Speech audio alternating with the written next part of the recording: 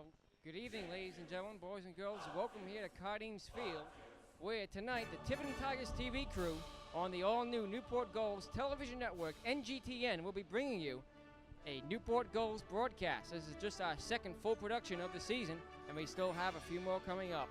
Tonight, with tonight's feature, actually, as far as the starting pitcher and who the Gulls are playing, here's Steve Iwanski, my colleague here on the NGTN. Steve. Well, the Newport Gulls have Tim Morley starting the mound today. He has a 2-0 record. He's had 4 appearances, only a 2-0 record. However, they are playing in Manchester Silkworms, of course, who are one behind the leading Newport Gulls in the Southern Division in the New England Collegiate Baseball League. So this should bound to be an exciting game, especially an exciting 2 games, as we are playing 2 today. A doubleheader, of course. And yes, the Manchester Silkworms have a chance to take the lead in the Southern Division tonight. And with only just 1 week left in the regular season, the playoffs begin the first week of August. Today's date, by the way, what is it? It's July 19th. July 19th, 2004. And we're bringing you this game tonight on tape delay from Cardines Field in Newport. We'll have more pregame festivities next here on the Newport Gulls television network.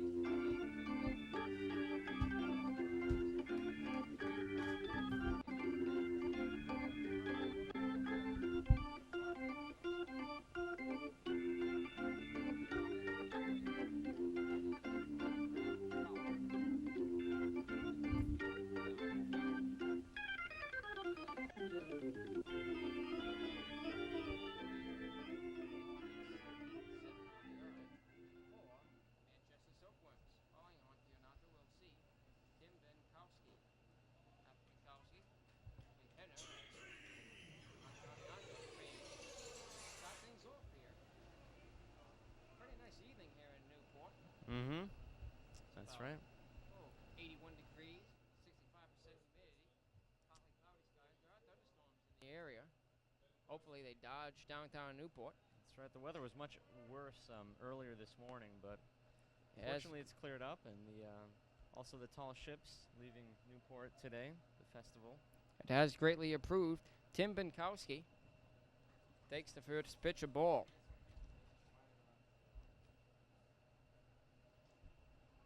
The next pitch is inside again, ball 2. Rush start there, folks. Normally we have a bit of a longer pregame show. However, it's been tough to get up here to Newport, the whole crew, and set things up in time for the game. And this being a doubleheader today, it's a 5 o'clock start time. We're used to being up here earlier and starting the game at 6:30. However, we've managed. Great job goes out to the whole crew that helped us. The next delivery is hit in the air to right field. I'll fall for a hit. And he's running first on the way to second. And Tim Binkowski is out at second base. Well, he knocked that ball right down into the long porch we have out there in right field. It's a pretty deep right field out there. But luckily, right fielder was able to handle that, throw it to second, and they got him on the attempting for the double. He was waved around first, but I don't even see why he went for 2 with 1 down in the first. Well, he was waved around. I guess they underestimated his throwing arm. That pitch is in there, a called strike. He got him on a fastball. So 0-1 the count now to Doug Hedner. The next delivery, low ball 1 is 1-1. Morley has a 2.18 ERA, a 1-0 record in 4 appearances with the Newport Gulls, 20 innings pitched. There's a high fly ball deep to center field. Center fielder coming on in the right field. They can't make it. And here comes Hedner being held at second with the stand-up double. Folks, some parks that would have been a home run. It's over hit by the 310 mark out in right center field. Once again, that deep fence out there. When the ball falls in the corner, especially when it gets tangled up in the ivy, it's really hard for fielders to get there in time. So, the first hit of the game comes in the form of Henner's double, and here comes Gregory Smith. Smith, right fielder for the Manchester Silkworms. He stands in. Morley from the set. The pitch. Outside corner called strike. So 0-1 now on Gregory Smith. Morley has to worry about that runner at second. We're in the top of the first, 2 outs. Newport Gulls here in the first game of a doubleheader, a critical doubleheader. That pitch is popped up. Here comes the third baseman looking up and makes the catch for the out that retires the side. So, after half an inning, the Manchester Silkworms strand 1, they get none. And the Newport Gulls are coming up next as we continue on the all-new Newport Gulls television network.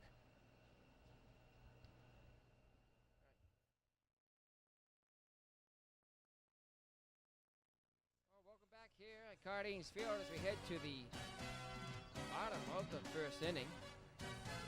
Never did finish the lineup for the Manchester Silkworms. Batting 5th for the Silkworms will be Jay Moore, the left fielder. Batting 6th, the catcher, Brian Hansen, the designated hitter. Derek Litke. Litke.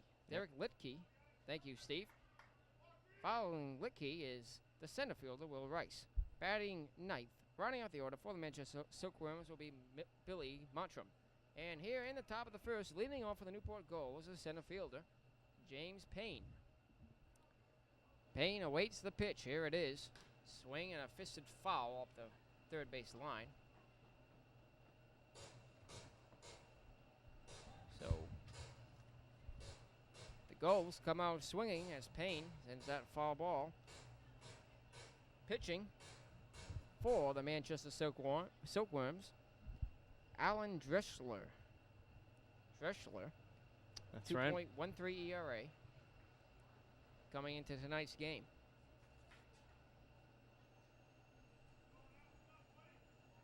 Dreschler is putting together a 3-1 record in 6 appearances.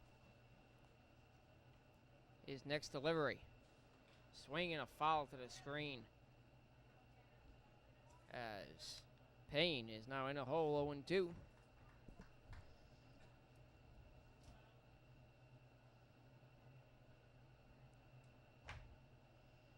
The next delivery from Alan Dreschler.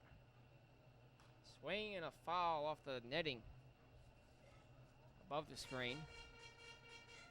Not a big crowd on hand yet here in this Tall Ships weekend at in Newport, Rhode Island. Maybe about 50 or 60 people here right now, but that'll likely expand into the thousands as we move on throughout the night. As a ground ball, the second baseman has it, flips to the pitcher for the inning's first out as Payne is retired. 3-1.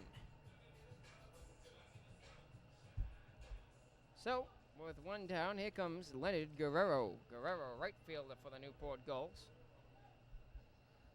As coming into this game, batting .318 with 17 runs, 28 hits. He has 7 doubles and 3 home runs. Guerrero stands in from the left side of the plate and takes the first pitch, a called strike. Leonard Guerrero comes from Amarillo, Texas. He played 2 years at Howard Junior College. He's now with the Gulls in the New England Collegiate Baseball League for this summer. Takes that pitch high and inside. Ball 1.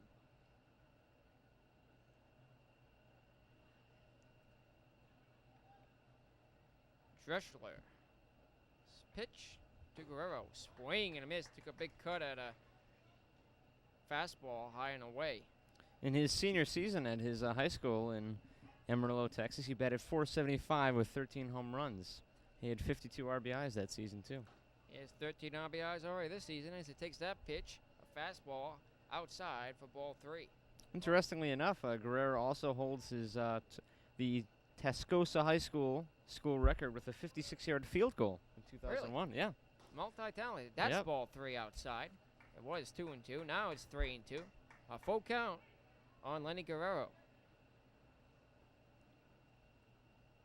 Alan Dreschler gets a sign from his catcher, Brian Hansen.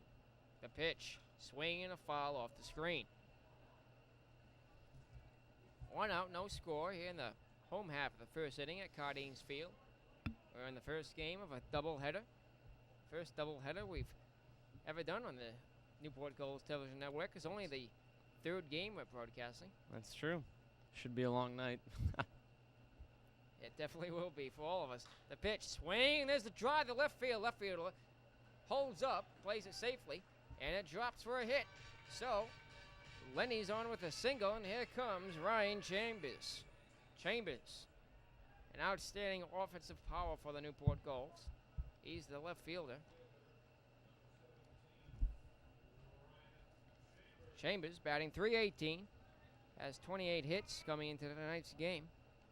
Also, or rather, that was Lenny Guerrero. I'm sorry. Yeah, Lenny Guerrero has 28 hits. That was just his 29th. It's reading the wrong scorecard there, folks.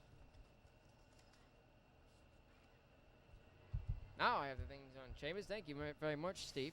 Chambers is batting .349, second on the team. Has 23 RBI, 7 home runs. And he takes that pitch. A strike. He's walked 13 times. However, he has struck out 21 times. Here's an amazing stat. 65 stolen bases. Did I say that? 65 total bases. I see. I was going to say, folks, I can have 65 stolen bases in about 20 games.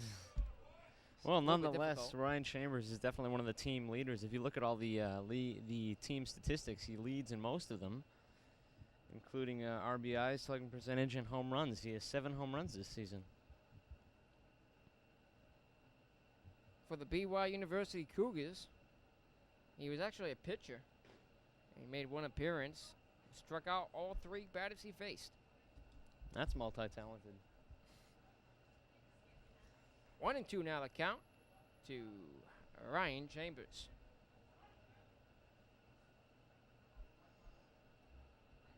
Dreschler sets, nods, kicks, steals, low and inside, ball 2.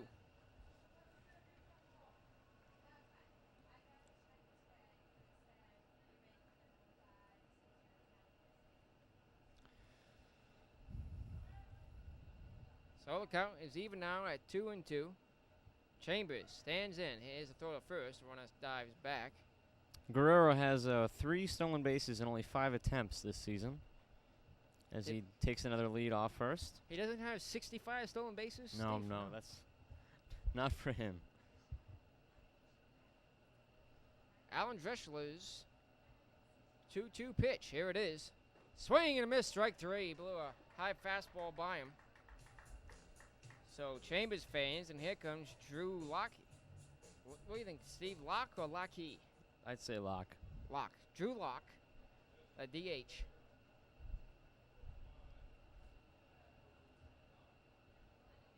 And the public address announcer here at Cardines Field agrees with us.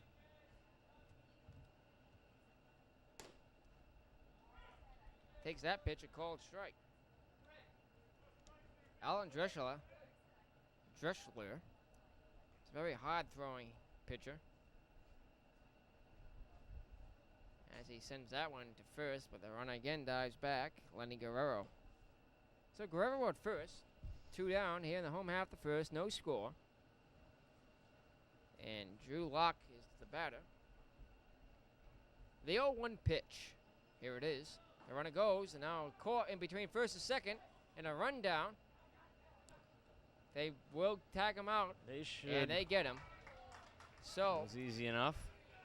Locke, or rather Guerrero, I should say, is caught stealing to end this inning. And we go to the second as we continue on the Newport Gulls television network.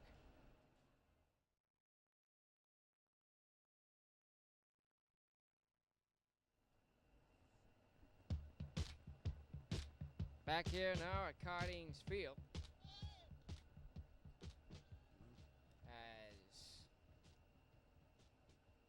for the Manchester Silkworms, who is that? Is that Gregory Smith? No, that is Jay Molly. Jay At Molly. bat right now, the left fielder. Molly batting .287 with 29 hits on the season. He hits that one to the shortstop who has it. Fires the first for the inning's first out here in the top of the second. No score. And one out now.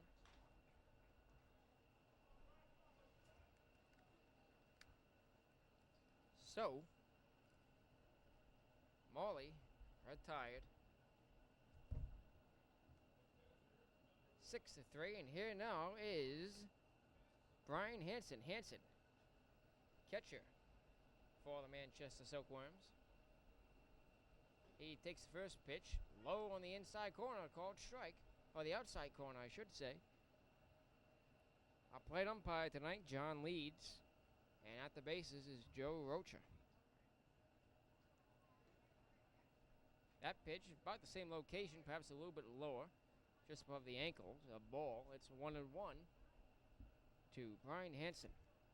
Hansen, batting .292 on the season, as the pitch. Low and outside, ball 2, or ball 3. Hansen is new to the Manchester lineup. He's only started in 8 games so far this season. That one is on the ground. Second baseman has it. Fires the first for the inning. Second out. 2 straight ground ball outs for Morley and the Newport Gulls.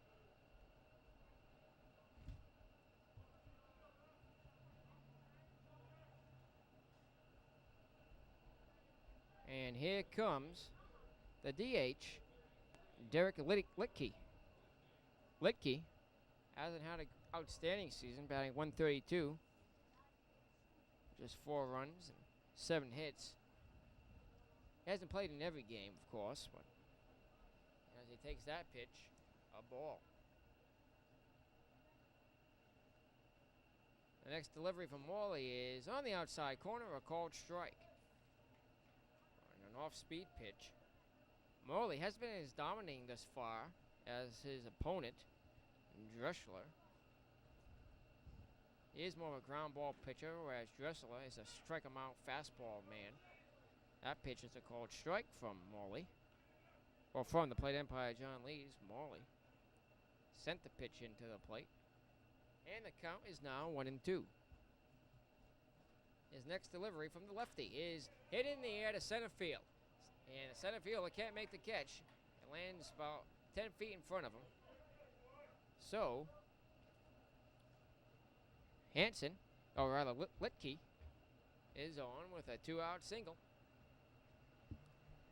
This game and the next one, doubleheader tonight, is critical for both teams, the Newport Gulls and the Manchester Silkworms. The Silkworms trail the Gulls by 1 in the New England Collegiate Baseball League Southern Division.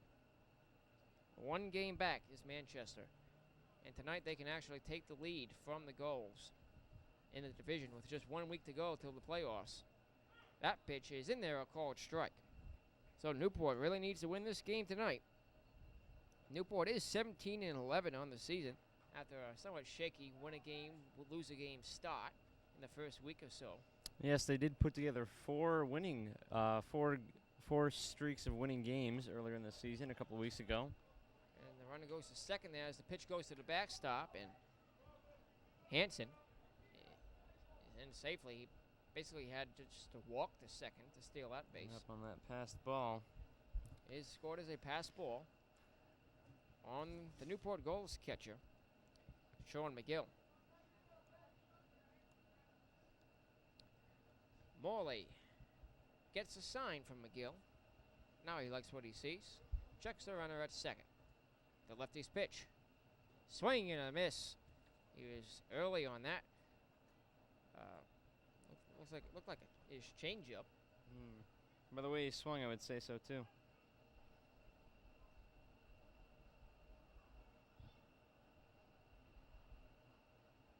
Morley is ahead of of Litke, 1-2. Here's the pitch. That's hit in the air to left center field, a 4 for hit. And 1 run will score as he's being waved around. The throw to the plate. Not in time. It's just off target. So, Hanson, with his 2-out single, is now, and then thanks to the pass ball, comes around to score from second on the RBI double by Derek Litke. Or rather, here comes Will Rice now. Rice. Well, my apologies, folks. I was one man behind there. It was Rice with the RBI double. Here comes the second baseman now, Billy Montrum. I thank the PA announcer and my colleague, Steve Iwanski, for pointing that out to me. So, Montrum takes the first pitch, a ball. Now 1-0 to score. It did look to me, from the way he set up in his stance, Mottram, that he was trying to bunt, but pulled back. We'll see what he tries on this one. Marley has to deal with Rice at second. Steps off, now looks in for the sign.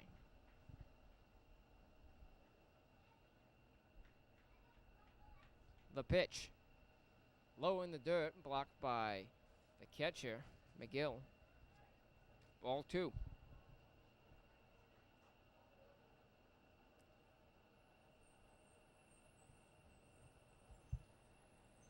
Morley in a bit of a jam here. Runner at second, 2 outs, 1 run home. In the top of the second inning, the pitch. Swing, there's a ground ball, weak grounder right to the second baseman. He has it, fires the first inning over, but the Manchester Silkworms get 1, and after 1.5, it's 1-0 here on the Newport Gulls television network.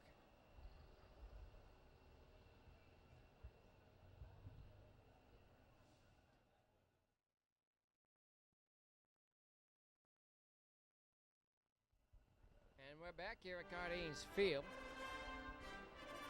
The designated hitter for the Newport Gulls, Drew Locke, is now the batter, as he continues to face Alan Dreschler. Locke is batting .367, 22 hits.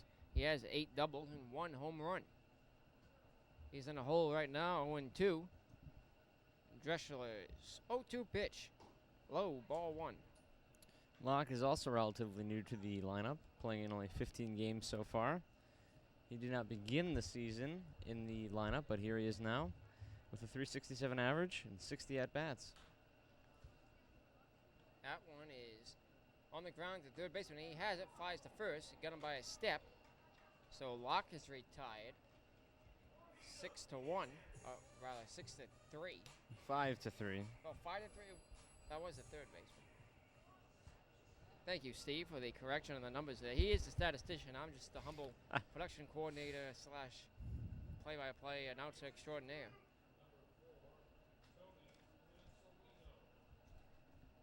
Tony Massolino, the batter now for the Newport Gulls. He's batting .311 with 14 hits. And he waits the pitch from Dreschler. Here it is. On the inside corner, a called strike. Looked a little low from up here. We're up here in the Gulls nest, the press box here at Cardines Field. It's about 20 feet up the first base line and 20 feet out from the foul line. That pitch is right down the middle, a called strike. He had the location there. It's 0-2 now to Tony Mansolino.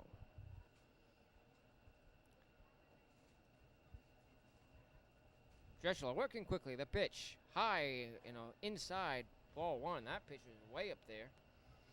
Good save by catcher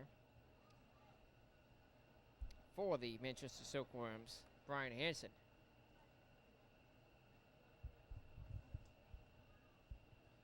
Dreschler's next delivery.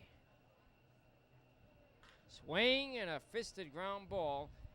Shortstop bare hands it and throws it away as Mansolino is in safely at first. Shortstop had no choice but to come on and bare hand that one.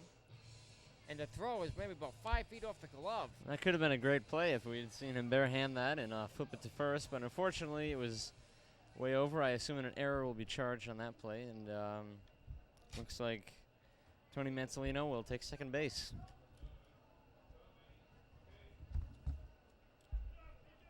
So here comes Tommy King, second baseman for the Newport Gulls. A tying runner at second. 1 out here in the home half of the second inning. Pitch to King is way up high and outside, ball 1. Dreschel absolutely shaken up there for that error. He gets charged as an E6 on the shortstop.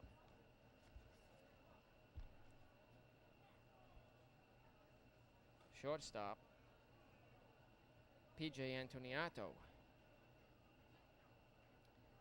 2-0 is the count to Tommy King. So he awaits the next pitch.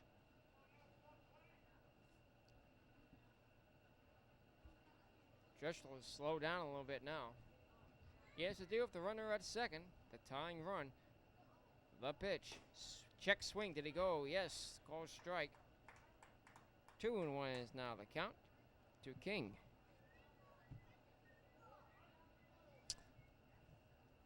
Tony Mansolino on second base right now has only 1 stolen base this season. I don't think he'll be trying right now with 1 out. Big 2-0's pitch. Swinging. There's a pop-up. Back by us. Over towards my car.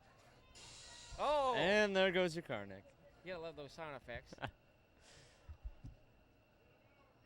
My car is parked just across the street behind us here on the first base line. Alan Dreschel has a very tall stature out there on the mound.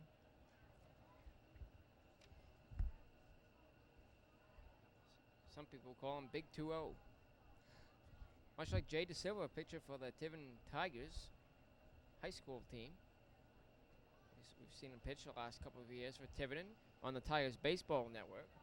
Tigers TV crew, a group of volunteer students at Tiverton High School. As that pitch is hit deep in the air to left center field, however, the center fielder doesn't have to move far to make the catch. As I was saying, the Tigers TV crew puts in a great deal of time and effort to bring you these games of the Newport Gulls, the Tiverton Tigers, especially the Tigers as they travel throughout the state and home in the spring, and then, of course, the Newport Gulls all summer. As well as school committee meetings in Tiverton, town council meetings, other public events, band concerts, drama plays. You got to admire the work that these students aspire to accomplish, really on a weekly basis. Dozens of productions every year from the Tiverton Tigers TV crew. And the NGTN, subdivision of the crew, which I'm very happy to be a part of.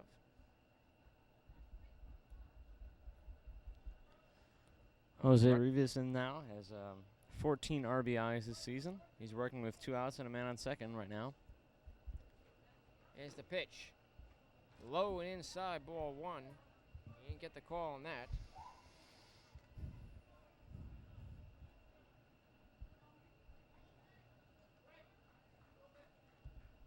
The 1-0 pitch with a tying runner at second, 2 outs. Bottom of the second. Here it is. Swinging a. He pulled that one foul. Now just fair. And the left fielder makes the catch for the out that retires the side. The Newport Gulls strand the tying runner at second, and they still trail at 1-0. As we continue on the Newport Gulls television network.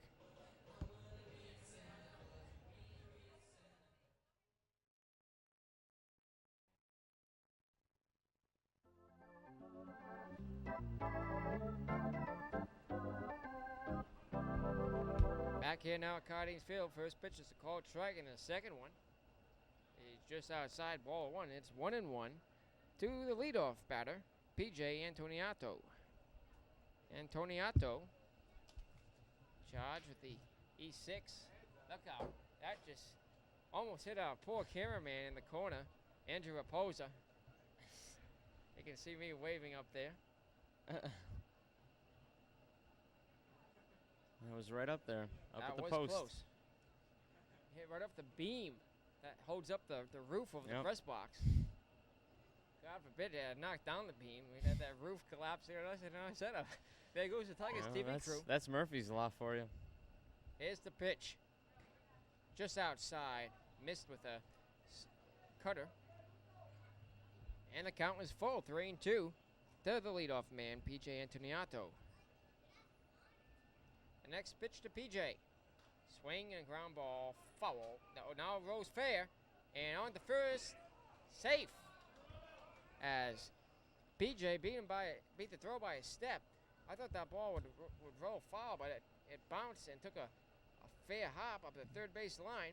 No, it was right down there. You know, usually when the fielders think it might roll foul, they usually let it, dance along the line there. But I guess they were pretty sure that it was going to stay fair, and so they rushed the play there. Goes third baseman Manzolino, fielded it.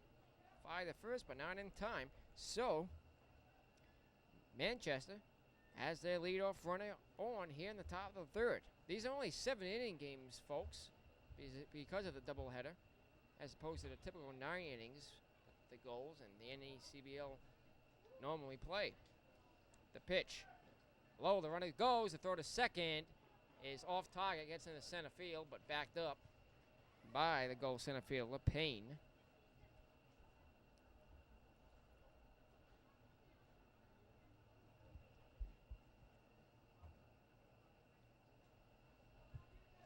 One and 0 now the count on Tim Binkowski.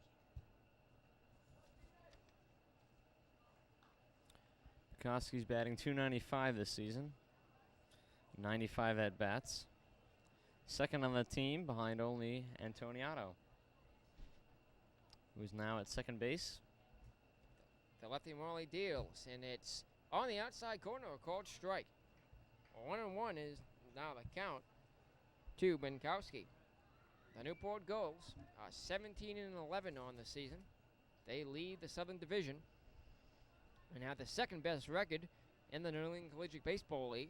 The only team is better is in the Northern Division, where Keene is 21-10. That one is fouled up the third base line. Bounced off the light post. Or light tower, I should say. Manchester Silkworms playing the Newport Gulls in a doubleheader tonight. As you're watching it here on the Newport Gulls television network, Manchester 17-13, one game back of the Gulls. So it's critical. And they are now leading 1-0. Critical game tonight. If they should earn a split, they would be tied for first. That pitch is inside, almost hit him. He ducked out of the way. Count now evens up at 2-2. At the Manchester's River Point, they're close in the standings as well, 16-14. 2 games back. And then 6 games back is 13-19. 3 teams tied at 6.5 back. Torrington, Danbury, Berkshire. Torrington started the season off strong with, I believe their record was somewhere around 6-2 or 6-1, but then fell off towards the middle portion of the season. It is a short season, though. It does only go from early June to about mid-August or so. It's just so these kids can get some playing time in over the summer before their college seasons start up again. Torrington is in 5th place in the standings. That's a ground ball. Shortstop has it on the first for the out, but the runner advances to third. And now with another potential run for the Manchester Silkworms, just 90 feet from the plate and 1 out. Here in the bottom second, Morley will have to work hard. In the Northern Division, North Adams is 17-12, 3 games back from Keene in 2nd place. 3rd place, Sanford is 4.5 back, followed by Concord, 5 games back. Vermont and Mill City around out 5.5 and 7.5 respectively, back from Keene. Conference out now on the mound as the Gulls manager and catcher Sean McGill out there. Looks like there's a couple of questions there. Okay, they're all set now. This is going to be a tough spot to work out of. Morley is already behind with 1 run scored against him, and the next run only 90 feet from the plate. There's only 1 out now as Doug Hayner steps in. He is 1 for 1 with a double in the first inning.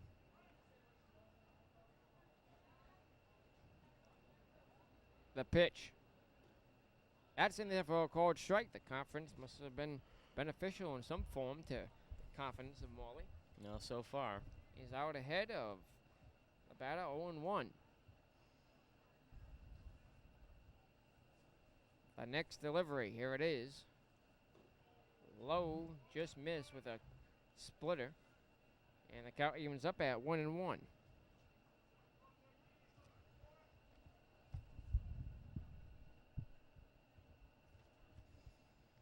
Morley's next delivery, the runner at third.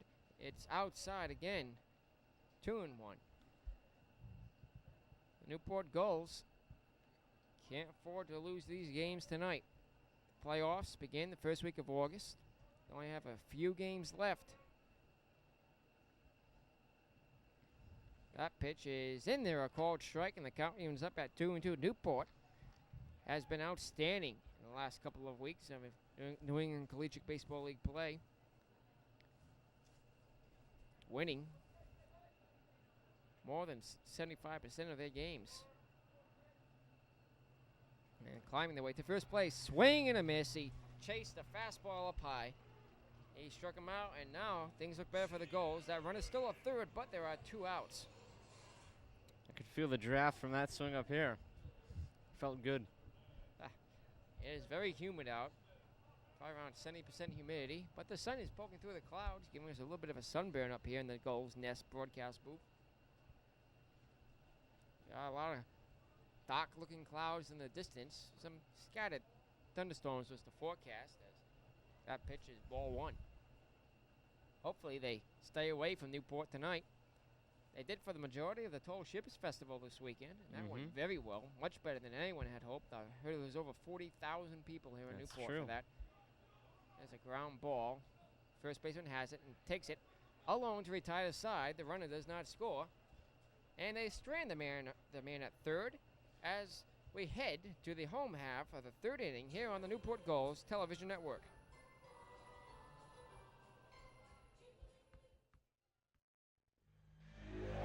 Welcome back here at Cardines Field. And the count is even at 2-2 to the next batter for the Newport Gulls. Our directors just returned with some foot-long hot dogs from the concession stand here at Cardines Field. Gotta love those dogs. Those dogs at the ballpark. That pitch is outside, ball 3. You know, Humphrey Bogart once said that a dog at the ballpark is better than a steak at the Ritz, and I'm inclined to agree with him. So 3-2 is now the count on the batter for the Newport Gulls. The next pitch is hit deep in the air to left center field. However, the left field and center field coming on, and center fielder Rice makes the catch. He's in there. For the inning's first out, so 1 down.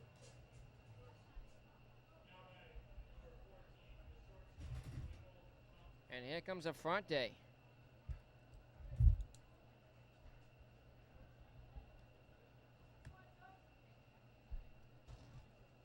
Affronte standing in, awaiting the pitch from Dreschler. Dreschler has dominated thus far.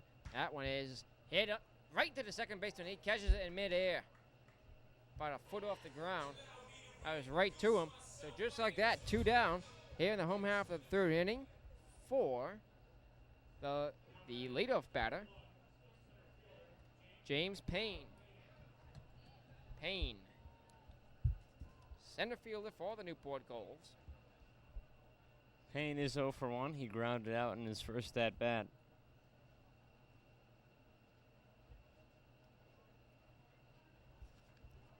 Well, 2 down. The Gulls trailing by 1. 1-0 the score. Manchester on top. That pitch is outside. Ball 1. Crowd still pretty sparse out there, but filling in a little bit. Maybe around a couple hundred people here now. And as you approach the normal game time of 6:30, that crowd will definitely double, triple, maybe even quadruple in size. We should see these stands steadily start to fill up as the evening goes on. That pitch is high and inside, ball one. With all the total ships activities this weekend and people trying to visit the ships and probably go to work and whatnot as well. Probably a lot of exhausted residents here in Newport. That's popped up, and right fielder calling makes the catch for the out that retires the side. And the Gulls do not score, and we go to the fourth. 1-0 the score. Manchester on top here on the Newport Gulls television network.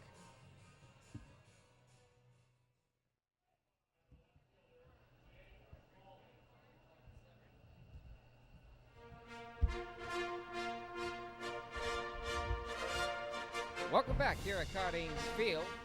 And here with the top of the fourth inning is my colleague, Steve Awanski. Steve. Thank you, Nick. Jay Molly, the left fielder, steps in. Takes strike one. A little low. Molly did ground out back in the second inning.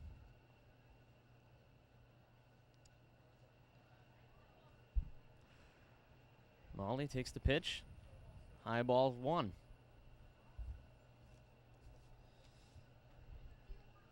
And Molly is batting .287 this season in his 101 at-bats. Swing and a line drive right at the shortstop, who will fire to first. Oh, and it goes over his head.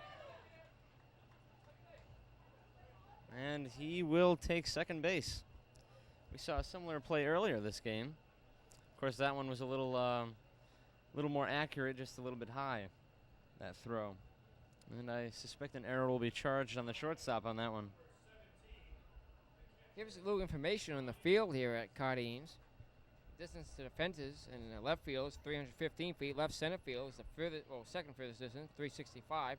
And dead center is 395 feet back. Right field is only 285, and right center field is 315. Fences are 20 feet high most of the way around, maybe about 25 in center. And Brian Hansen, catcher, takes strike one. Seating capacity here at the park is listed at 2,000 people, though we've seen crowds of 2,400, even 2,500 this season alone. The grounds were first use of baseball in 1908. The stadium itself was erected in 1936. It's been being renovated for the last 25 years to the point it is in today, which is a very good swing, and condition. that will be a line drive down to left field. Looks like another run will score for Manchester and Brian Hansen takes second base on that double, so drives in a run. The throw got away from the Gulls catcher, Sean McGill, went to the backstop. We're not seeing very impressive fielding here as we go to a conference on the mound. Newport Gulls trying to get into the playoffs. They have a narrow one-game lead over the Manchester Silkworms in the NECBL South. Double-header tonight. And Derek Litke, DH, steps in with a man on second and is now 2-0 Silkworms. Tim Morley takes the set. Pitches, and he looks like he was setting for the bunt.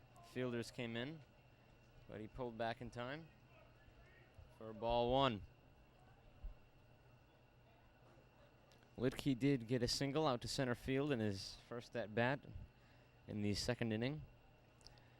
He's looking to go 2 for 2 right now with a man on second.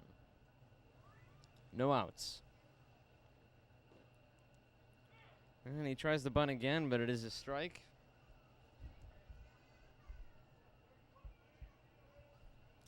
Litke, the DH, is batting 132 so far. Meanwhile, Brian Hansen, the catcher, is on second base. And I don't think he'll be stealing right now. He does not seem to be setting that way. But here's the pitch. One set down, foul ball. Strike two. Count now, 1-2. He will not try to bunt again, of course. And Brian Hansen stepping off the bag again. Morley takes a pitch he likes, waits.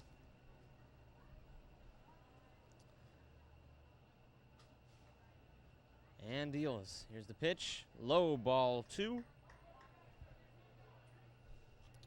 Litke takes 2-2 count. Litke did score. Litke did score. He scored the first run for the Gulls back in the second inning as he advanced on a passed ball and then a double. Oh, for the Silkworms, rather. That's right. My apologies. And he strikes out looking. That is one out now. You're looking for Newport Gulls game tickets. They're only $4 for adults. Children 13 and over, seniors and veterans or soldiers with military IDs are just $2. Children 12 and under are just 50 cents. Season passes are available for $50, still in a plastic cover that fits in your wallet. Includes admission to all Newport Gulls home games and other exhibition games. Group ticket packages are available for 250 plus guests. Tickets are just $1 each. They must be purchased in advance. For information, call 1-401-849-4982. That's 401-849-4982. And Will Rice steps in, center fielder. Working on already an RBI this game. He now has a man on second to deal with and one out. And the pitch. He will take it for ball 1.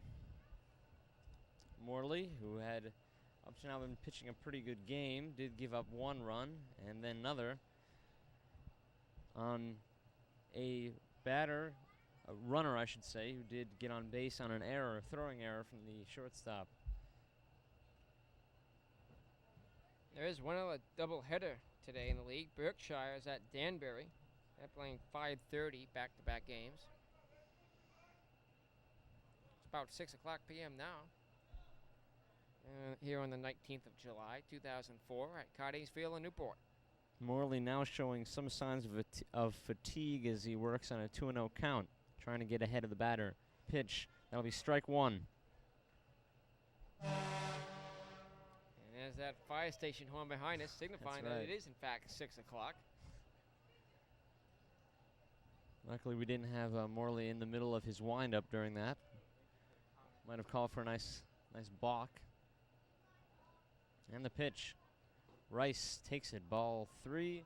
Count now 3-1. Man on first. Second, I should say. Well, definitely a dangerous situation here. Another runner in scoring position with a hitter's count. And Newport trailing at 2-0. And really, Morley has pitched pretty well. Some of the runners who have gotten on errors from the second baseman and the shortstop. And that'll be strike 2. So the count evens at 2. With one out and a man on second. Morley working on a 2-run deficit here in the top of the 4th inning. Will Rice steps in, waits for the 2-2 pitch. 3-2 pitch, I should say. And there it is, and he walks. First base is now taken. Men on first and second now. Other games going on around the league tonight. Keens at Vermont, 6:30 start time. Concord at Mill City, 7 p.m. North Adams is at Sanford, 7 p.m. And that doubleheader, Berkshire is at Danbury. Of course, a doubleheader tonight here at Cardes Field, Newport versus Manchester. And Torrington is at River Point, also a 6:30 start time. As Morley did walk, Will Rice, Billy Mottram sticks in now. Takes strike 1. The Gulls are coming off an off day today. They had yesterday off. Manchester, however, had a victory yesterday. They get a half a game closer to the Gulls. They defeated Berkshire 7-6. And Torrington continued their And a slide. line drive into left field. Another run will score, or not, and he's held up at third. I thought that might send Rice in, but fortunately. Well, it looked like the Gulls left fielder, Ryan Chambers, came on hard enough to prevent that run from being sent around. He did charge that line drive, and it really was a shallow hit into left field, but the bases are now loaded on a single from Billy Mottram. One out now. as PJ Antoniato steps in. We do have a conference on the mound. And it does look like the Gulls have a pitcher warming up in the bullpen. Can't see who it is right now, but Antoniato comes in now. Who struck out in his first at-bat and did get on base with a single earlier. And now we have the pitching coach and the catcher, Sean McGill, coming up to have a conference on the mound with Tim Morley. Definitely a difficult situation here. Bases loaded, just one out. The Gulls, as a team, have turned 20 double plays this season. And that's what they need here to prevent further damage. They're trailing at 2-0 and in danger of having been broken open here in the top of the fourth inning. And they will call for a new pitcher. And we will tell you in a moment who it is.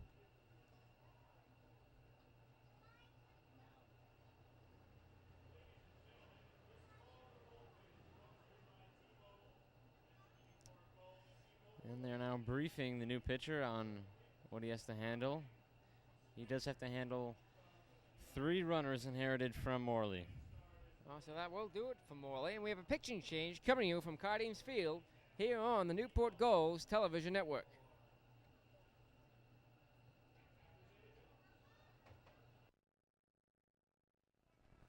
And now pitching for the Newport Gulls, number 18, Brian Leatherwood. Leatherwood working on 3 runners on base. Here comes PJ Antoniato, who's had a pretty good game so far. Did strike out, but then got a single. And eventually got to third by stealing. Takes strike 1 swinging. Leatherwood has pitched many games this season. He has a 4.82 ERA. He is 0 for 1, but mostly works in relief in 5 appearances. And that'll be a line drive, a miraculous catch on the leap by the shortstop. And that'll be the 3rd out. Well, that was definitely got out of jam there with what has failed them so far, and it looks like the shortstop did redeem himself. And we head into the bottom of the 4th inning here at Cardines Field on the Newport Gulls television network.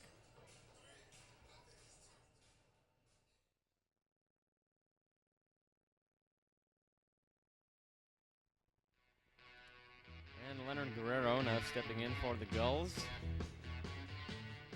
Guerrero, who did get a single in his at-bat in the 1st inning, takes ball 1 high.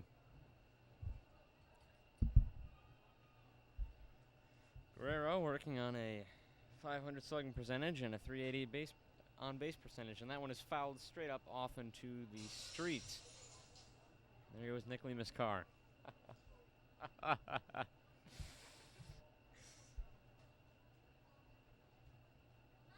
And Guerrero. And that'll be strike 1. Did represent the 3rd out in the 1st inning when he was thrown out in a stealing attempt. Takes the pitch, low, ball 2. Bottom of the 4th inning now. Guerrero, the right fielder, stepping in, working on a 2-1 count. And the pitch comes, and that'll be ball 4.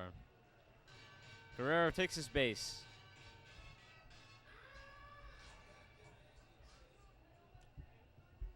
Meanwhile, Ryan Chambers will come to bat.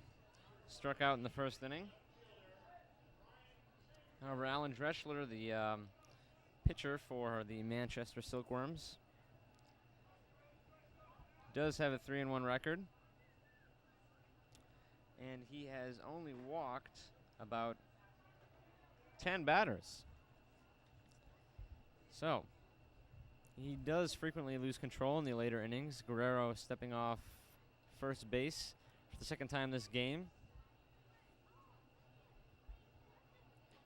And it looks like the first baseman is shielding his eyes from the glare tonight, as the sun is in a very tough spot for these fielders. It's coming in right out of 3rd base. So the first baseman does need to shield his eyes to see if the throw is coming. And pitcher Drexler will pitch to Chambers, who swings. Strike one. No outs now with a man on first for Newport. Working with a 2-0 deficit here in the bottom of the fourth inning. First game of a doubleheader with their rivals, the Manchester Silkworms. And Drexler sets. And throws to first. Not in time. Guerrero takes a step off again. He's stolen 3 bases in 6 attempts this season. He probably won't be going. Well, we'll see about that. And that'll be strike 2 to Chambers. Although Chambers has taken a lead in the count, he does seem to be a little anxious with Guerrero on first. Guerrero not a big stealing attempt, but nonetheless, Drexler has tried to pick him off a couple times already. And he sets. And he keeps Guerrero honest with the throw over to first.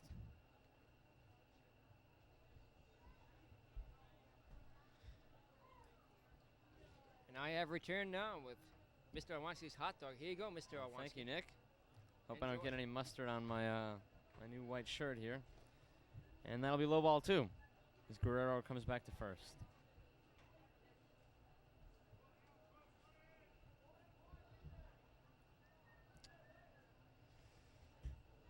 And this has been a very long at bat.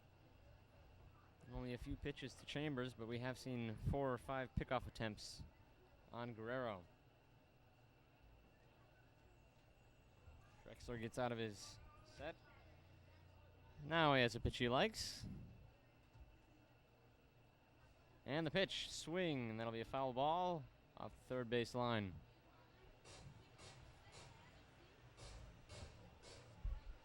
Well, this hot dog looks very good, I must say, but I don't know how I'm going to eat it. Ryan Chambers, definitely one of the better players on the team. He has been walked 13 times this season. Plays for BYU. As a junior at BYU this previous season, when he was down, his team was down 9-8 in the 7th inning of a game against Utah on May 1st, he hit a 2-run single to put the Cougars ahead for good. 14-9 win and finished with 4 RBI while going 4 for 6. And as my colleague Nick Lima did say, he did strike out all 3 batters he faced in his first collegiate pitching appearance earlier this season. And the pitch from Drexler. Drexler waiting, and the pitch, swing, and that'll be a low chopper. They'll try for the double play, get the runner at second, but unfortunately, Mottram cannot get the throw into first as he was taken out by Guerrero. So that is some aggressive base running by Leonard Guerrero, but he does make the first out.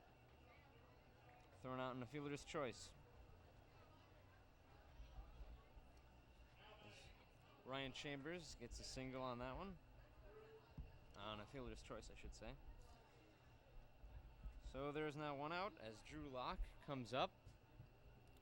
Locke 0 for 1 this game so far. Working with a man on first against Drexler, who has been slowing down a bit. He was going pretty fast earlier in the game. Pitches coming in.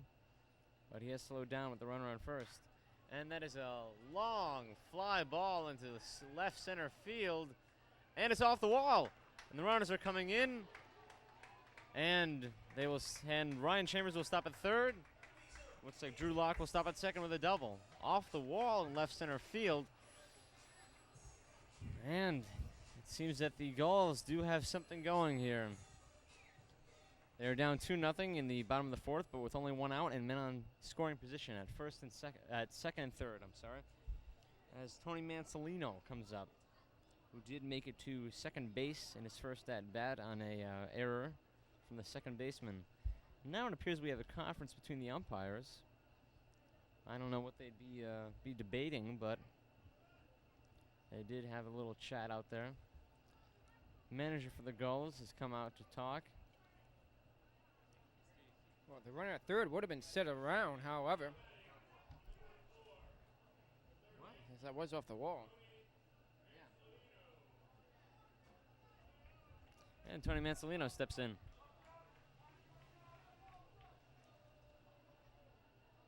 Leonard Guerrero thrown out for the first out. Ryan Chambers is now at third on Drew Locke's double.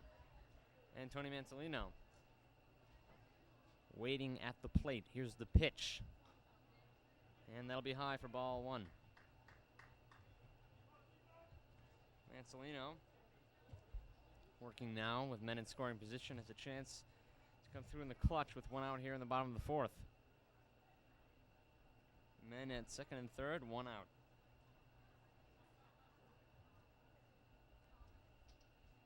And swing, and that'll be a hard ground ball, and it looks like 2 runs will score, or not. And here comes, and Ryan Chambers has scored. And Drew Locke tried to come in from second base, but he was held up as the throw came in. But that was a hard ground ball by Tony Mansolino into right field. And looks like Smith was able to pick that up and hurl it in there to keep him at third base. So now we have men at first and third as Tommy King steps up, second baseman. And it looks like the manager is coming out to talk with Alan Drexler. Catcher two will have a conference on the mound. Looks like a similar situation to what we had with Tim Morley earlier in this inning. Well, definitely, it was a smart decision to hold that runner at third, though.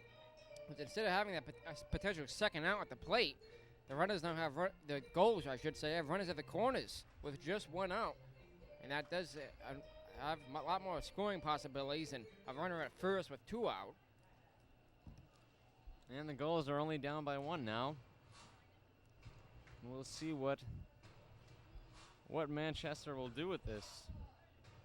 And they have Tony Mansolino at first base, Ryan Chambers at, Drew Locke at third base. Tommy King steps in. Tommy King waits for his pitch from Drexel.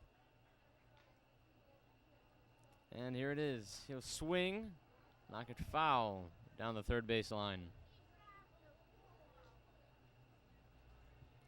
Tommy King, coming into tonight's game, had a .264 batting average in 53 at-bats. He did have 10 runs and 6 RBIs. Maybe he can get 2 more right here. Let the Gulls take the lead here in the bottom of the fourth with 1 out. Men at the corners. Pitch from Drexel. Checks the runners. And the pitch. He'll take that fastball down there for strike 2. Tommy King hoping to come through in the clutch here. With 1 out in the bottom of the fourth. Drexel trying to work this one out of a jam. Runners threatening at first and third. And here's the pitch. Swing, and that'll be strike 3. 2 outs now.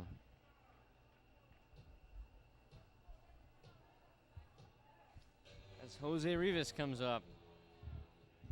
Rivas doing pretty well this season so far. He's batting only .216, but he does, however, have 9 RBIs, .338 slugging percentage. Rivas flew out into left field to end the second inning, but he stands in now with runners at first and third and 2 outs. Drexel looks at the sign, deals, swing, and a long fly ball. And that looks like it'll be foul down the third baseline. So Rivas 0 for 1. Men at first and third, 2 outs. The Gulls have a chance to take a good lead here with Tony Mansolino at first base, representing the go-ahead run. And at third base, Drew Locke, the tying run. And that pitch was outside. Ball 1. Count now 1-1 with 2 outs.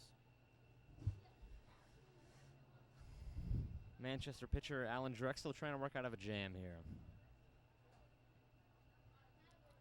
And he checks Tony Mansolino at first base. Keeps him safe. Jose Rivas.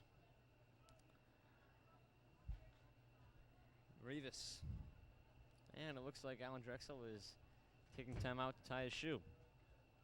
We need to have that. We don't want any balks this game. 2 outs now, men at first and third. And Rivas has a chance to drive him in to give the Gulls a lead in this very crucial game toward the end of the season. Pitch from Drexel. Swing, and that's a line drive off of the right fielder's shoulder, and looks like 2 runs will score as Mansolino's being waved in, and Jose Rivas stops at second base. The throw is not in time. 2 runs score. The score now 3-2, Newport Gulls. There was a long double by Jose Rivas. Bounced off the right fielder, Gregory Smith, as he tried to make a diving catch out there in right field. Unfortunately, he was not able to come up with it, and it did roll away from him. Runners were waved home. Scoring from third easily, Drew Locke, and from first, Tony Mansolino, who, though the throw did come in pretty well, he made it with time to spare into the home plate. Score now 3-2, Gulls. Oh, Rivas with a crucial bottom of the fourth, 2 out, double into right field as Sean McGill steps up. Sean McGill, this plays for Boston College these days. He started 13 of the 18 games he played as a freshman this year. And the pitch, swing, and that'll be a hard ground ball. The first baseman comes up with it, and he is safe. As the pitcher, Drexel, drops the ball on the flip from first baseman Binkowski. Well, this is not coming in to be a good inning for the Manchester team. Drexel not able to hold on to the throw. Actually, I think even if he did keep the ball in his glove, that wouldn't have been an out anyway, as Sean McGill is pretty fast. So, runners now at first and third. As Sean McGill scores, I think that'll be a single. Michael Affronti comes up, who lined out into the second baseman in the second inning. He's 0 for 1, but as we've seen, the Gulls offense has clearly lit up here in the bottom of the fourth. They scored 3 runs already. And there are now men at first and third in Sean McGill and Jose Rivas as Michael Affronti takes strike 1. And I have returned. Thank goodness.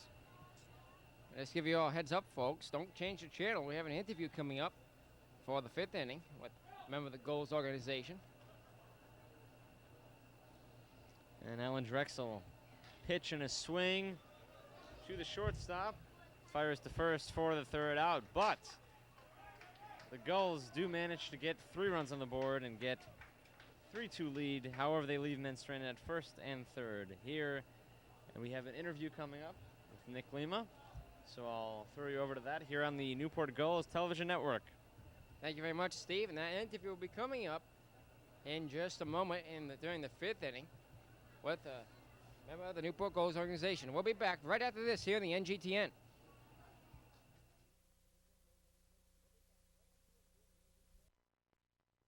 Back here now at Cardines Field, Newport Gulls have taken the lead 3-2. We're happy to be joined here in the booth with David Orsiello. Dave, welcome. Thanks, Nick. It's good to be here.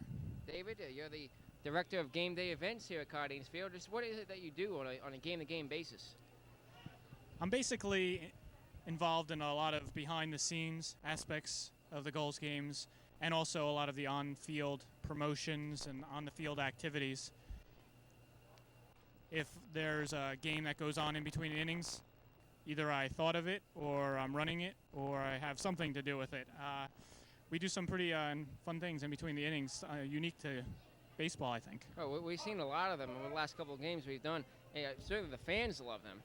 And Well, the fans are obviously a big part of what we try to do here. We try to attract a good mix of family and kids especially, and we've been very happy with the weather this year and attendance. I mean, we've drawn over 2,000 people here night in and night out when we've had the good weather, and I think we're ready to do that tonight.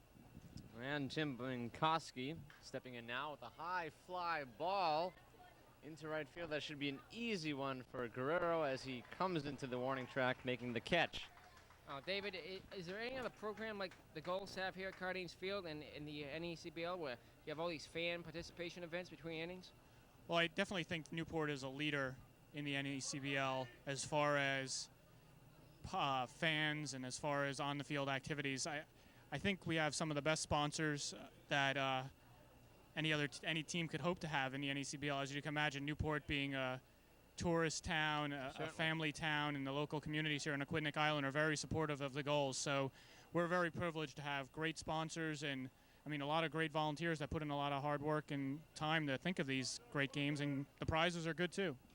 Now, yeah, there's a lot of people, of course, that have to come together to get these games together on a nightly basis, 3-4 games a week. Would you like to give credit to some of those people and get their names out in the air? Well, I'll take all the credit. I'm just kidding. There's a lot of people. I only know first names. I'm usually on a first name basis, so I have to apologize. So we have a great intern program. We bring in some of the best college interns in New England who come and get college credit for helping do a lot of behind the scenes work with the Gulls. And I'll tell you, colleges should know that this is a great opportunity to learn not only about sports management, learn about public relations and marketing. It's a nonprofit organization that is dedicated to the youth of the community, and I mean, volunteers are the backbone of this organization. And in the meantime, Doug Hayner has lined out to the second baseman, which will bring up Gregory Smith, the right fielder, who is 0 for 2 so far in this game, working with 2 outs, as Brian Leatherwood has retired the first 2 batters in the top of the 5th inning. Now, David, how much work goes on behind the scenes prior to the game and in the off time, really, between games to coordinate these sorts of events that happen here? Well, serious preparation begins as early as March before the season starts, when we try to find sponsors and we try to think of ideas that are new and different to baseball games. For instance, in one inning we launch a rubber chicken, and if the contestant can catch it in a fishing net, they're going to win a really nice $200 prize from a local merchant. So a lot of work goes in before the season even starts, but typically on game day, we try to get here around 4:30, 2 hours before the game starts, get everyone on the same page, and prepare for an eventful night. That rubber chicken one is one of my favorites. I know another one, what is it, they have to run up the third base line and put on aprons or something? Actually, we like to call that a uniform race, which is a little creative to one of our hotels in the area. They have a spa, and they've given us some nice uniform pieces, including bathrobes and spa masks and flip-flops, and contestants run, and whoever wins a real nice spa package. Well, David Orsiello, thank you for joining us here in the booth, the director of game day events. I'm sure you have to get back and continue to coordinate the game today. Do you think we'll see some more events in the second game of the doubleheader today? Yeah, we'll be doing all the game events for the second game because 14 innings, that would be a lot for our volunteers. We like to pace ourselves. But Nick and Steve, it's been great talking to you, and thanks for covering the Gulls this season. Thanks a lot, David. Thank you. And here we are as Gregory Smith, the right fielder, has just struck out looking, and Brian Leatherwood cruises through that inning, striking out the side. And we go into the bottom of the 5th here on the Newport Gulls television network. Back here now at Cardines Field as we head into the home half of the 5th inning. And here once again is Steve Iwanski. Well, thank you, Nick. We started off the bottom of the 5th inning with James Payne coming up, and he was hit by a pitch to take his base, which is not a common occurrence. So we did see it 2 times in the last game we did. Leonard Guerrero comes up, who has spent some time at first base as Payne is almost picked off first base. Slides in safely, though. Leonard Guerrero, the right fielder, has made some good catches off the wall there to stop any kind of silkworm rally here at Cardines Field. Payne taking some pretty big leads out there. And it appears that James Payne, let's see, James Payne had batted 238. However, he has 6 stolen bases in 6 attempts, so he has clearly got wheels out there, and he is putting the heat on Drexel, who has slowed down considerably here, and I can't be sure right now if they are warming up any bullpen pitchers, but it doesn't appear so. So Drexel, who gave up 3 runs in the last inning, now has a man on first already with no outs, and Leonard Guerrero coming up, who did single and walk in his first 2 at-bats.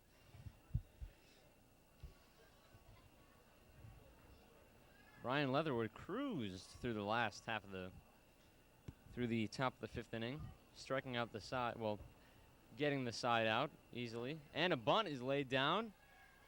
No one's covering first base, and he gets there safely. Clearly a defensive lapse as Drexel had no one to throw to at first base, and Leonard Guerrero gets in there easily. There are now men on first and second, which brings up Brian Chambers, who is one of the best offensive players on the team, and that will call for a conference on the mound. There are no outs, men on first and second. The Gulls lead 3-2. Drexel clearly having trouble out there. After Chambers, we will see Drew Locke. Locke will be followed by Mansalimo.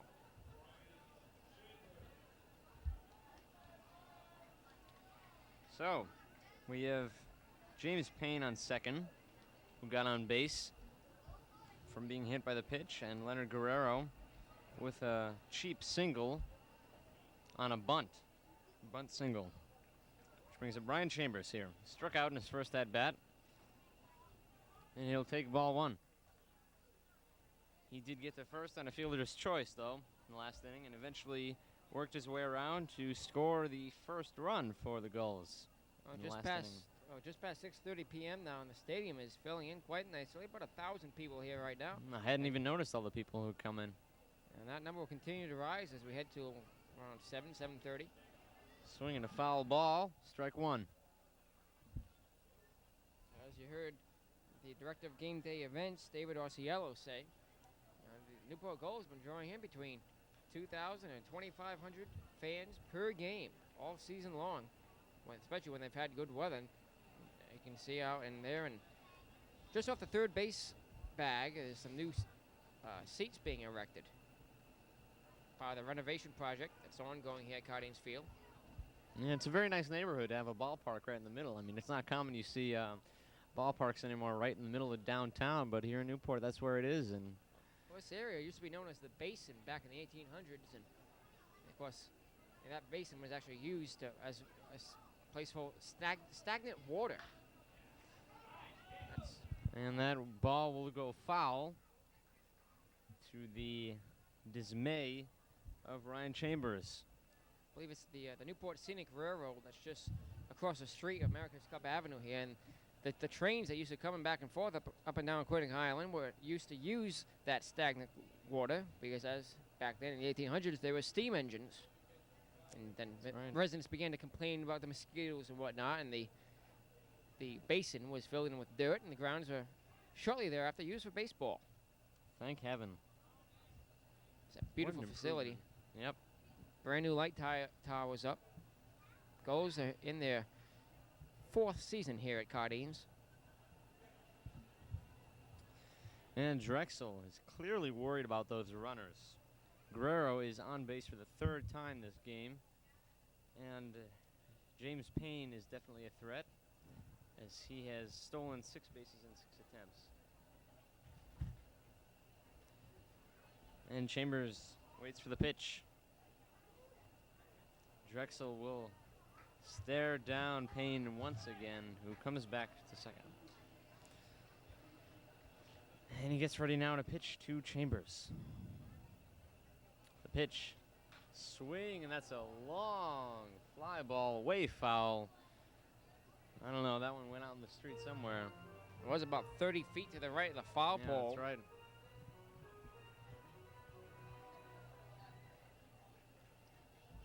And it appears that the Silkworms do have a pitcher pitcher warming up in the bullpen. I'm not surprised in the least. Drexel has been struggling in the past inning and this inning as well. The pitch.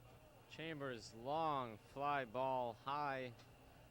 And that one will go foul as well. Oh, no, it doesn't. I'm sorry. There's a post in my way of the left fielder. So that ball was caught, and Chambers is out. The runners did threaten to go on that one, but they did not. And Chambers is the first out of the inning. Which brings up Drew Locke, who was able to get an RBI from a double in the last inning. So Chambers just flew out to left field, and Drew Locke comes up.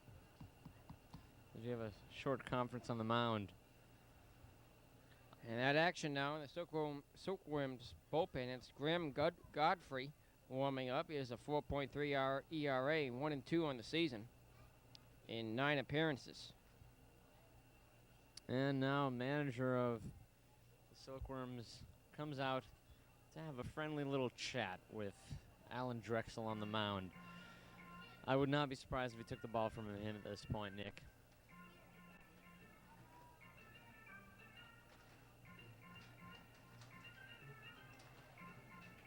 And they leave him in.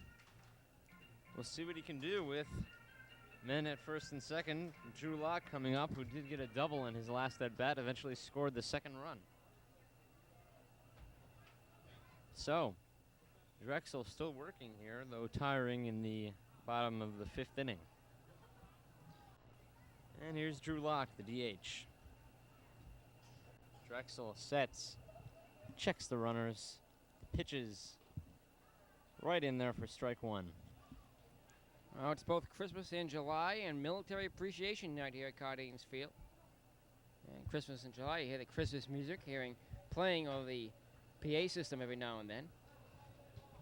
A little confusing. You get a little bit of a, seasonal lapse here, but we'll manage, I guess. Should be a Santa Claus out there between Yeah, I innings. know. I think it'll be a little bit hot tonight. Still around 75 degrees and a little bit humid, but there's a little bit of breeze coming off the water, just a little bit.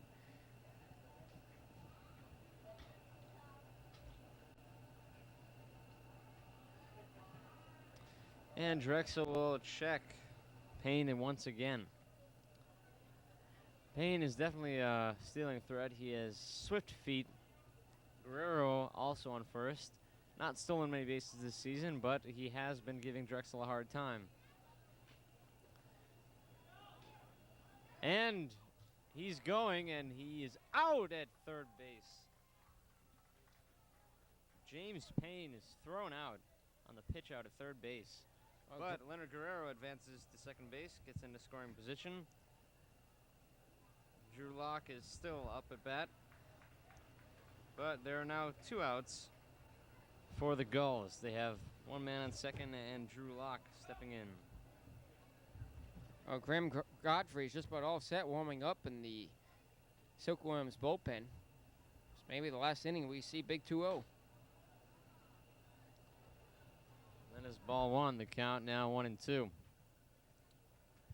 I don't know, Nick, as long as he can. He has now 2 outs. Drexel has 2 outs now, so if he can shut down this rally before it begins. Certainly such a close game, 3-2. That's right. Manchester might want to stay with their starter, Dressler. And he steps down now to have a conference with the catcher, Brian Hansen. Drexel now coming back. I suspect they're having a few words about how they're gonna tidy up this this third out here in the bottom of the 5th. Gulls lead 3-2. Man on second and Leonard Guerrero. The pitch. And he strikes out. Well, he clearly didn't think that he went on that one, but the umpire says he does. The Gulls leave a man on second, but they lead 3-2 as we head into the top of the 6th inning here at Cardines Field on NGTN, the Newport Gulls television network.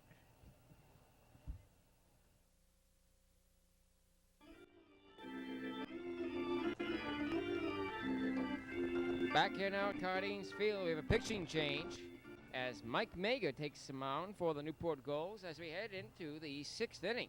Newport on top 3-2, clinging to that lead. They are 1 game ahead of the Manchester Silkworms. Swing and a miss. His first pitch is a strike to Jay Morley. Thank you very much, Steve, of the Manchester Silkworms. His next pitch is hit in the air to left field. Left field has to take about 2 steps back to make the catch. 2 pitches, 1 out, and here comes Brian Hansen. Mager, the new pitcher for the Newport Gulls, has a 1.65 ERA, a 1-3 record in 13 appearances. He has 1 save in 16 innings pitched. He's given up 7 hits, 6 runs, 3 of them earned. He's walked 9, struck out 29. He's allowed just 1 home run on the season thus far. He's faced 57 batters. Hitters are hitting just 123 against Mike Mager.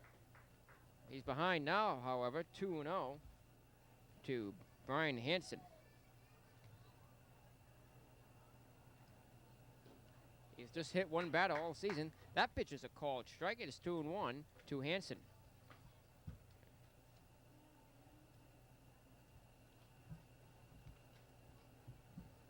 Our next delivery, here it is.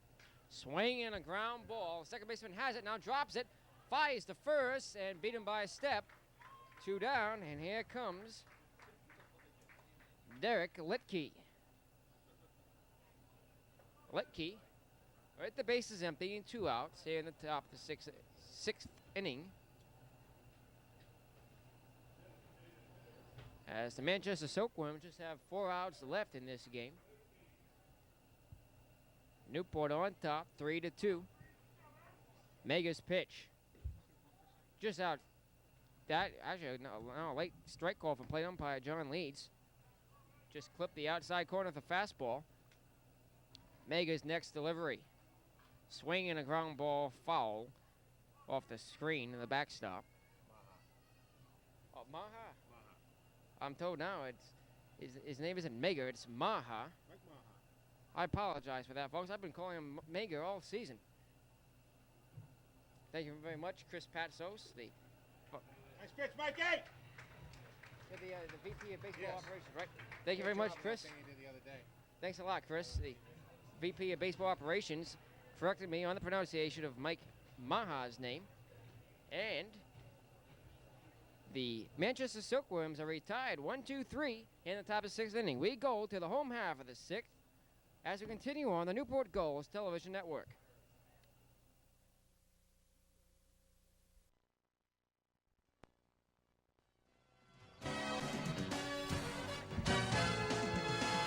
Well, welcome back here at Cardines Field. I'm Nick Lima alongside Steve Iwanski, and joined now in the broadcast booth by Chris Patsos. Chris, the Vice President of Baseball Operations for the Newport Gulls. Welcome, Chris. Thank you, Nick. Nice to be here. Up 3-2. We like that. And, of course, it's a critical game tonight for the Gulls. They're facing their chief rival in the division right now, the Manchester Silkworms. They're just a game ahead, and they can pull out 2 games right here. Yeah, these are 2 big games for us, Nick. 2 7-inning games. We have strong pitching, so we feel it's to our strength to go 2 sevens. We have real good closers, so we feel good about it, and we got to take 2 tonight. So, Steve, do we have a new pitcher out there for the Manchester Silkworms? It appears so. I'll check up on who that is, though. Oh, in the meantime, Chris, can you tell us a little bit more about the Newport Gulls, about the organization, and just what charities the Newport Gulls donate to, and things of that nature? yeah, we work with the YMCA. They just had a big YMCA night last game, and 2,500 people here. The Red Cross, Women's Resource Center is a big beneficiary of ours, and we just, all the little leagues and Babe Ruth teams in town constantly try to help them out wherever we can. Now, this is the 4th year the Gulls have been in Newport, correct? Yes. And you've become an instrumental part of the community. Oh yeah, here's a pitch to Tony Mansolino. Ball 1 inside. Sorry about that. That's quite all right. I know when I'm listening like this, make sure I get all the pitches in. Thanks a lot. Well, I have some information now. John Sluzars is now pitching for Manchester, has a 5.74 ERA. That'll be low ball 2. 2-1 record in 8 appearances. Sorry about that. Ah, it's no problem. Now, Yeah, Tony, we picked up late. Tony, we picked up. He's a Vanderbilt starting third baseman. We picked him up late. He was down the Cape. He got released and needed a place to play. And there's a flare over the second baseman's head and drops in there. Nice job, Tony. Way to get the bat in the ball. well, so Tony's on at first now with a leadoff single here in the home half of the 6th inning. And who we're going to see next, Steve? Up next, Tommy King, second baseman, who is 0 for 2 so far this game, with a flyout and a strikeout. Now, Chris, should the Newport Gulls sweep this doubleheader today, they'd be in great positions as we head into the playoffs, just a week and a half away. Yeah, we want to get home field advantage. Absolutely want to finish first. We have more. Then we get to have all the home, more home games at our park here for our fans, which is what they deserve. Tommy King came in from South Carolina. He was playing the College World Series. We got him a little bit late. He's come in and really solidified the right side of that infield. Does a great job turning double plays at second base. Been a big difference for us. Now, just exactly how much of the team tends to come in later on in the season as opposed to right off the bat, on average on a yearly basis? It's a bunt to first base by King. Up, flip to first. Nice job moving him over. Did advance the runner there, and the Gulls have a potential getaway runner at second. Yeah, need a little insurance run here with Chris Stanton up. Chris is our best hitter from Virginia Tech. Really versatile third baseman, shortstop. Played a little first for us, can play the outfield. Fastest guy in the league, I think. Chris Stanton has been leading the league for quite a while in average, hasn't he? Yeah, he's been steady all year long. Really a catalyst as far as getting on base and making things happen for us. He's a big part of our offense. We missed him the other night in River Point. He had to go home for the weekend, and we really missed him at the top of the lineup. And I think it made a difference. But big run if he can drive Tony in right here, get a little insurance run here. How's the attitude in the clubhouse, Chris? Is this team really strung together? A lot of comradeship out there? Oh yeah, the team. His ball one to. Excuse me. Chris Stanton. Yep. Team's really close. They do a lot together. They get along really well together. It's been a very good season. A lot of great kids, I must say, this year. We haven't had any problems. Knock on wood. Next pitch to Stan, check swing, called strike. But I think the kids really enjoy Newport. They've had a few days off the last week or two, so they've got to go out and gone fishing, boating. A couple of kids went tubing yesterday, so they've had a lot of fun. The next delivery. Check swing again. He went around that time. And he's in a hole now, 0-2. As far as what part of the team, you asked me earlier, Nick, about team reporting and things like that. You want to get as many kids as soon as you can, but if you recruit the better kids, what you try to do, sometimes you have to wait for them because you get in the playoffs and the regionals and things. And the bad thing is they're not here, but the good thing is you're getting a really good player when they do get here. Now the Gulls get a lot of attention from the major minor league scouts. When we had Team USA coming here the other night, we had about 8 or 10 scouts coming down because they follow the team around. And we have Richie Lentz on our team, a right-hander from Washington, who throws about 94 to 95 miles an hour pretty consistently. So he's right on their radar screen too. So they like to see him. Here's a pitch to Chris Stanton, the 1-2 pitch. Line shot over the second baseman's head. That's going to get in the gap. That's definitely 2 and maybe 3 with his speed.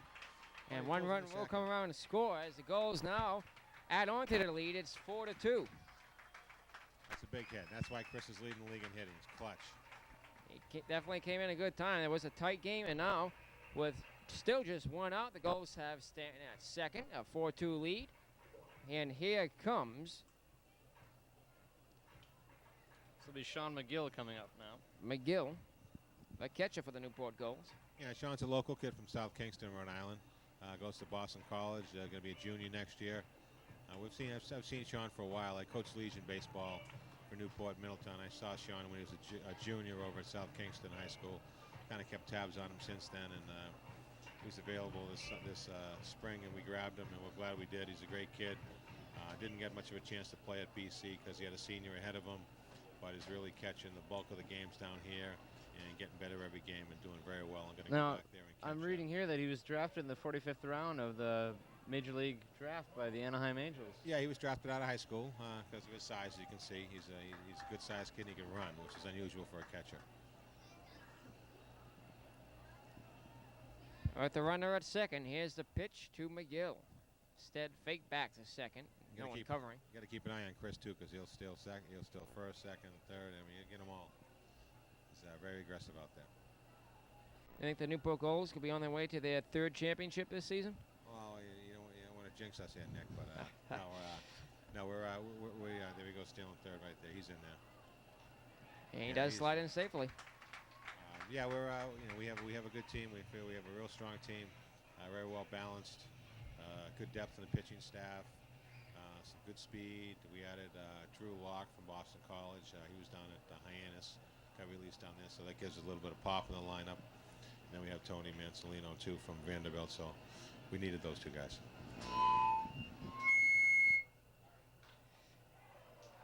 Now there's a high fly ball to the left field. However, left fielder makes a catch just shy of the fence, and the runner tags up to score, and the Gulls now lead it 5-2. So definitely getting away this game now. And Sean did a nice job at just getting a sac fly there, driving the guy in. You know, it's all situations in baseball, and did a nice job there.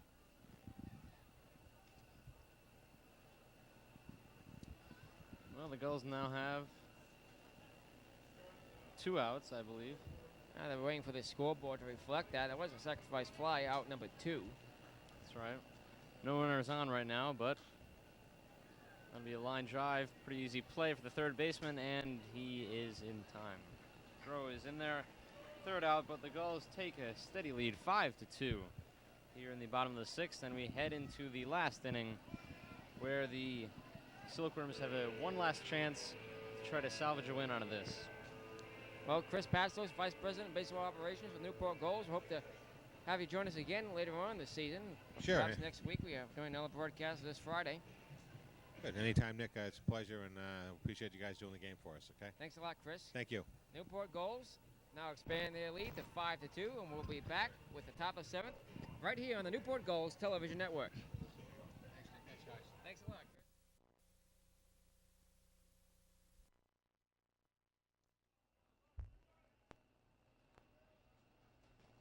Back here now at Jardines Field as we head into the top of the 7th inning.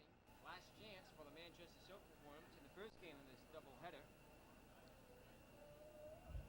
This is now got an official tennis report. 1,463, 1463. An outstanding crowd for a Monday night, especially after the busy weekend Newport has had, the tall ships. 1463, that number probably increase a little as we go on into the second game this evening. About 7 o'clock in the p.m. now. As Will Rice coming in, strikes out very fast. Brian Leatherwood working through these batters really fast. He's not put a man on base yet in his appearance. And the Silkworms now have just 2 outs left in order to score 3 runs to keep this game going. Here comes Billy Mottram. Mottram, second baseman for the Manchester Silkworms. My apologies, folks. My mic has been off. Once again, I want to give you that attendance report. 1,463 in this first game of the doubleheader. I don't know if you were able to hear my mic at all as we came into the top half of the inning, but Will Rice was struck out by Mike Maher. And here comes Billy Mottram. The Manchester Silkworms down to the last 2 outs. And Newport added 2 runs to their 3-2 lead in the home half of the 6th inning. And we'll probably will not see a last of the 7th, as there is 1 out, no one on base. Well, you never know in Rice. baseball, Nick. You never know. Billy Mottram. Mottram has the count on him even at 2-2. Maher in an outstanding stint of relief. Here's his next delivery. Swing and a foul ball to the screen. Just got a little piece of it.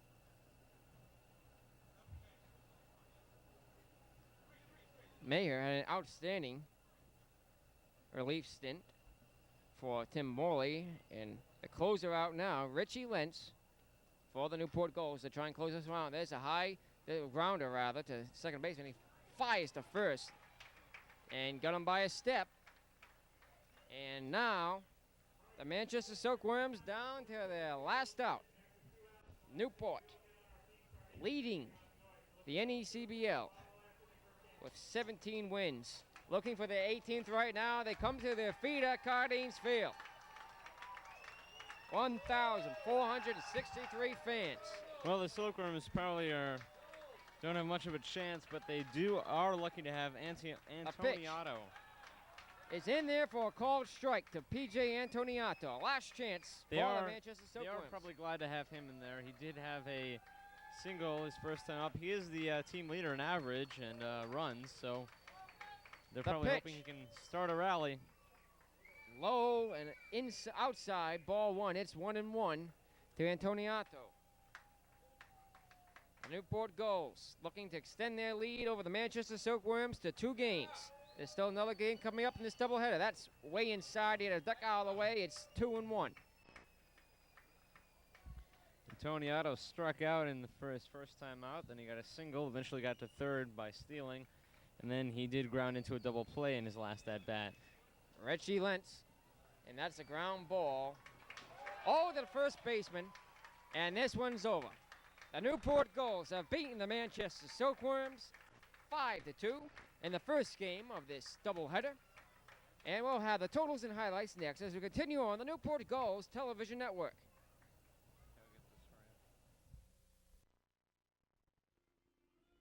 Back here now at Cardines Field to wrap things up. The Gulls beat the Worms today 5-2. The totals for the Newport Gulls: 8 hits, they left 4 on base. Newport Gulls pitchers struck out 6 and walked 1. For the Manchester Silkworms, 6 hits and 3 strikeouts recorded by the Manchester pitching, with 1 hit batter. The Silkworms left 5. 5-2, the final score here at Cardines Field. We'll have a final closing word next here on the Newport Gulls television network.